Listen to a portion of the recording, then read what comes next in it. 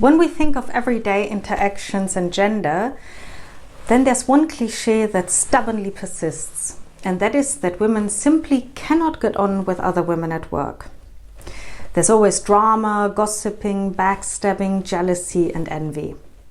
Even though this narrative feeds quite nicely into our confirmation bias about gender roles, so we will always find the evidence that we're looking for, there's a fallacy underlying this idea. And the fallacy is that women and men do have fixed feminine or masculine traits. They just are like this. Research suggests, however, that women's and men's behaviors are not rooted in distinctive female or male characteristics, but they are shaped by our socialization, and so they can be the outcome of internalized misogyny. For instance, when a woman said that she cannot work with other women because they are so gossipy. Moreover, the way in which people behave is strongly influenced by the situations in which they find themselves in. So, what they are asked to do, what are the conditions under which they are required to do it, and what are the expectations of how they will perform while doing it. So, it is external context, not internal characteristics, that causes women and men to behave at work as they do. And external context, i.e. the gendered biases that pattern the workplace, often create conflicts between women in the first place.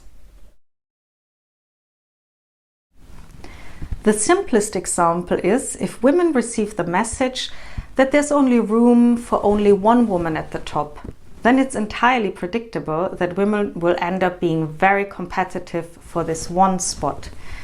And sometimes there are so few women in an organization that have a leadership position that women get the impression that there's only room for one woman implicitly, when in reality that might not even be the case.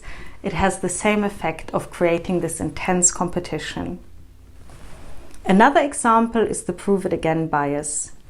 If an older woman experienced throughout her career constantly the prove it again bias, so she needed to repeatedly prove that she's competent enough, that she rightfully earned her position, then she has received a clear message.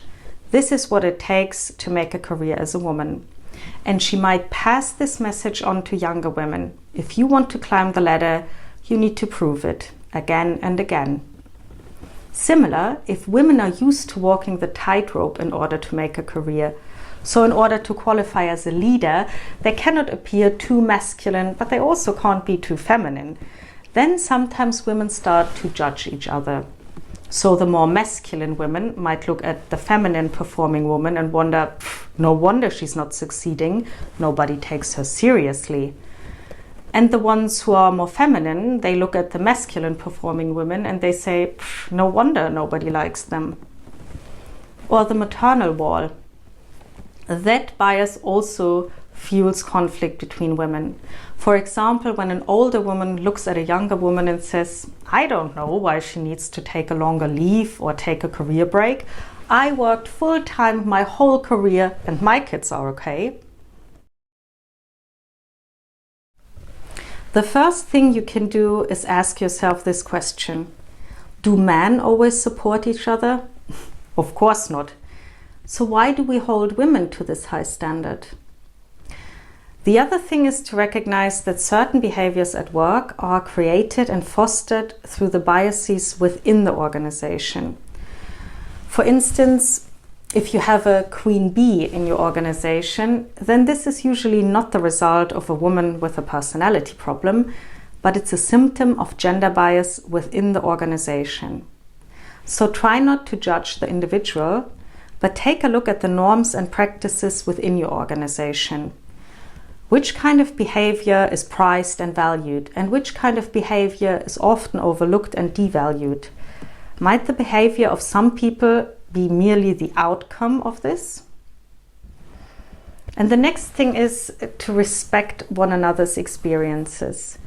So for instance, more senior women might need to realize that younger women in the workforce have different experiences and different expectations. And that is good. That is what we're working for. That's a success.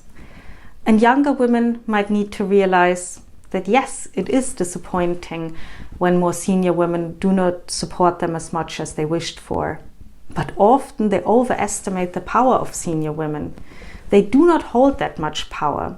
And that is often because even more senior women are still navigating all forms of gender bias in the workplace. So the pressure doesn't subside, but it increases as you climb up the ladder. Remember that women are harshly judged within a workplace.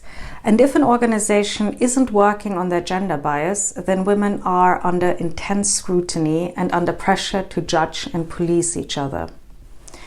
The best thing that you can do as an individual is to keep this in mind and to take a step back and not to participate in it. There is no right or wrong way to be a woman.